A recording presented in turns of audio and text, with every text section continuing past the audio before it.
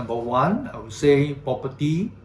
It is a major asset class for Malaysian, developing country like us. Number two, it'll be Malaysia equities, Asia Pacific equities, global equities, and bond, fixed income bond, and you may want to consider also like REITs as well. So I believe that these are the major asset class that we should diversify our money into for sustainable growth in the long term.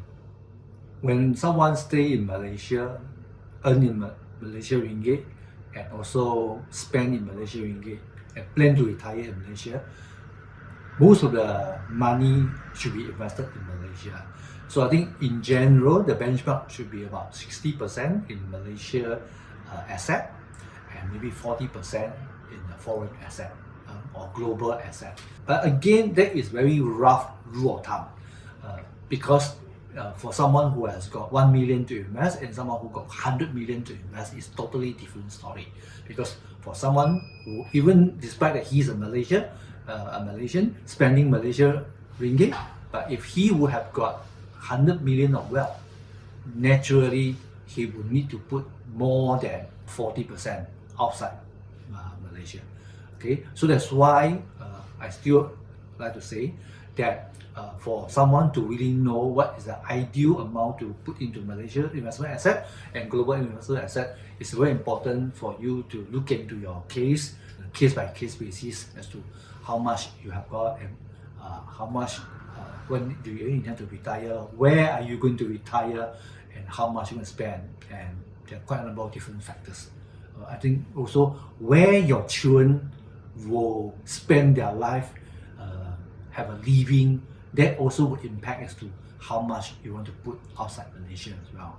So it is a highly personalized and subjective kind of question. I have seen some investor in real estate who has made good money. It depends on which property do they buy. It depends on which cycle when they buy the property. It could be maybe 20 years ago, or maybe 15 years ago. But to put our serious money into one particular asset class, into one particular state, and in the larger context into one country like Malaysia, it is too risky to bet our money. For whatever we know, as a country grow and develop, property sector is greatly affected by the development of our country. What I'm trying to say in simple manner is to say, as for a country, there's a certain period of time whereby property investment is a good opportunity because the demand is higher than the supply. But at another point of the cycle, whereby the property may be overly built, then the supply is more than demand, then the cycle may not be that advantageous to an investor. So as a layperson who are not involved in the government development policy, and who do not have the statistic to compare the properties from the world, it's very difficult for us to have a picture to know where does property market stand in Malaysia as of now.